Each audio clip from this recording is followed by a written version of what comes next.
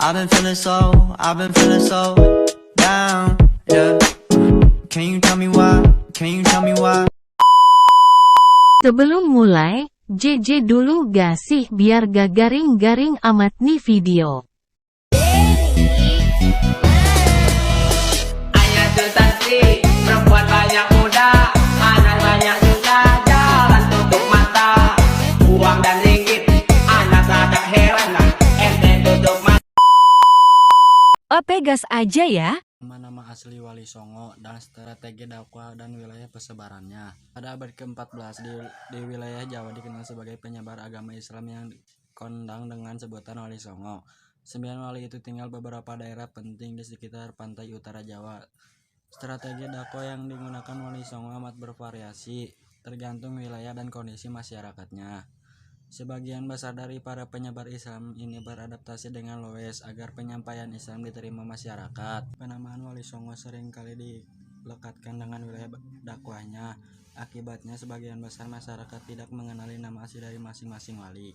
Nama-nama Wali Songo berikut adalah 9 tokoh Wali Songo, nama asli, strategi dan wilayah persebarannya dakwahnya sebagai dituliskan Agus Sunyonto di buku Atlas Wali Songo. 1. Sunan Gresik. Sunan Gresik atau Maulana Malik Ibrahim dianggap sebagai orang pertama yang penyebaran Islam di Jawa. Ia pertama kali datang ke desa Sembolo, desa Laren di Kecamatan Manyar, 9 km utara ke Gresik. Strategi dakwahnya dimulai dari perdagangan yang dilanjutkan dengan pendekatan politik. Sunan Gresik kemudian menjalin hubungan dengan penguasanya saat itu. Sunan Gresik juga mendirikan pesantren dan masjid untuk menyebarkan Islam. Keberadaan Sunan Gresik ini menjadi kontroversi selama ini. Ada perbedaan antara pandangan masyarakat dan fakta sejarahnya. Sebagai dilansir dari New Online, keberadaan Sunan Gresik tidak diakui secara akademis namun tetap berkembang sebagai kepercayaan masyarakat. 2. Sunan Ampel. Nama asli Sunan Ampel ialah Raden Rahmat. Sunan Ampel lahir pada tahun 1401. Wilayah dakwahnya berada di sekitar Surabaya. Ia juga memiliki pesantren Ampel Denta yang terletak di daerah Denta, Surabaya.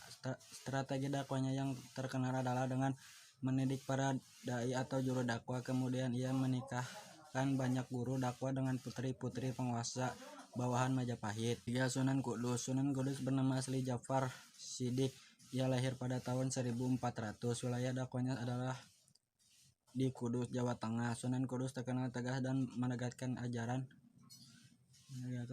syarat Islam di masanya. Ia dikenal sebagai eksekutor KI Ageng Pengging dan Syekh Siti Janar. Strategi dakwah yang digunakan Sunan Kudus untuk menyebarkan Islam adalah dengan mendekatkan masyarakat melalui kebutuhan mereka. Ia mengajarkan alat-alat pertukangan, kerajinan emas, membuat keris, pusaka, dan lain sebagainya. 4. Sunan Giri. Sunan Giri bernama asli Muhammad Ainul Yakin. Ia lahir pada tahun 1442. Orang tuanya adalah Syekh Maulana Ishak bersama Dewi Sekardado, putri Menang Semboyo yang merupakan seorang penguasa wilayah Balambangan di ujung kerajaan Majapahit. Sunan Giri adalah seorang ulama Wali Songo, majelis penyebar dakwah Islam pertama di Jawa dalam sejarah Indonesia atau Nusantara. Pada abad ke-14 Masehi, seiring munculnya Kesultanan Demak dan menjelang runtuhnya kerajaan Majapahit, Sunan Giri dikenal sebagai raja sekaligus guru suci. Ia berperan penting dalam pengembangan dakwah di Nusantara. Strategi dakwahnya yang terkenal adalah dengan memanfaatkan kekuasaan, perniagaan, dan pendidikan. Dengan cara dakwah tersebut, pengaruh Sunan Giri mencapai wilayah Banjar, Martapura, Pasir, Kutai, hingga Nusa Tenggara dan Maluku. 5. Sunan Gunung Jati. Sunan Gunung Jati mempunyai sebuah nama asli Syarif Hidayatullah. Ia lahir pada tahun 1948 di Kairo, Mesir. Di Mesir ia adalah putra Sultan Hud dan pernah menjadi pangeran untuk penerus Raja Mesir, menggantikan ayahnya, tetapi ia menolak dan memutuskan untuk menyebarkan ajaran Islam dengan ibunya di wilayah Jawa. Strategi dakwah yang dilakukan Sunan Gunung Jati adalah dengan menguatkan kedudukan politik. Ia menjalin hubungan dengan tokoh-tokoh berpengaruh di Cirebon, Banten, dan Demak atau memuluskan dakwahnya. Sunan Kalijaga. Sunan Kalijaga atau Raden Said lahir pada tahun 1450 di Tumban. Ayahnya adalah Temenggung Wilatik Tak Bupati Tumban.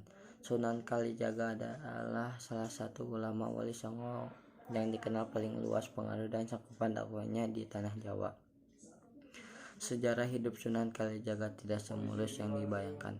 Sebelum menjadi pendakwah, ia adalah Bromo Korah alias penjahat.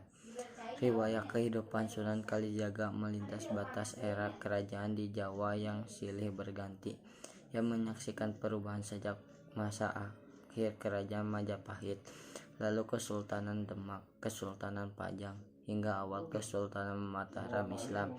Strategi dakwah Sunan Kalijaga amat terkenal melalui seni dan budaya.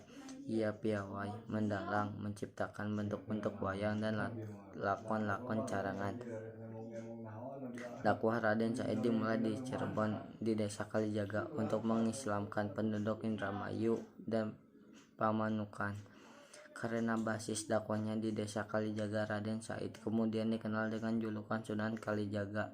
Sebagaimana Wali Songo yang lain, Sunan Kalijaga berdakwah dengan mendekati seni dan budaya. Ia amat mahir mendalang dan menggelar pertunjukan wayang sebagai dalang, yang dikenal dengan julukan Ki Dalang Sidam, Brakti, Ki Dalang Bengkok, Ki Dalang Kemendung, atau Ki Unehan. Berbeda dengan pertunjukan wayang lainnya, Sunan Kalijaga tidak mematok tarif bagi yang ingin menyaksikan pertunjukan beliau, melainkan cukup dengan menyebut kalimosodo atau 2 kalimat syahadat sebagai tiket masuknya. Dengan begitu, orang yang menyaksikan pertunjukan wayang Sunan Kalijaga sudah masuk Islam. Berkait kelihayan Sunan Kalijaga berbaur. Lambat laun, masyarakat setempat mengenal Islam pelan-pelan dan mulai menjalan syariat Islam. Sunan Muria sebagai putra Sunan Kalijaga, Sunan Muria yang bernama asli Raden Umar Said atau Raden Said mewarisi darah seni ayahnya. Ia lahir pada tahun 1450 dan dianggap sebagai sunan termuda di antara para wali Songo lainnya.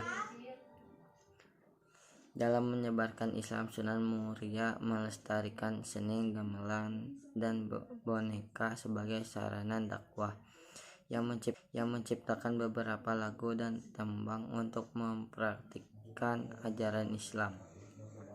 Sunan Bonang lahir pada tahun 1465 serta nama asli Raden Maulana Makdum Ibrahim. Ia adalah putra Sunan Ampel dengan Nyai Ageng Manila. Julukan Sunan Bonang berasal dari salah nama dengan di Kabupaten Rembang, yaitu Desa Bonang.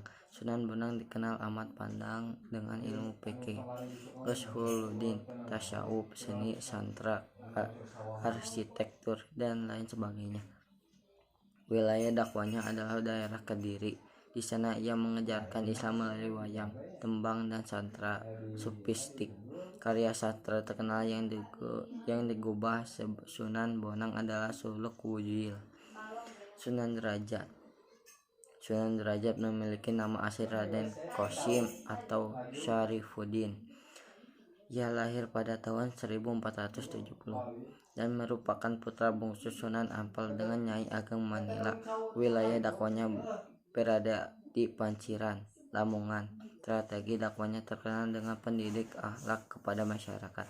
Di Panciran, Sunan Derajat mendidik masyarakat untuk memperhatikan kaum fakir miskin, yang menjunjung tinggi kesejahteraan umat. Selain itu, Sunan Derajat juga dikenal dengan pengajaran teknik membuat rumah dan tanduk.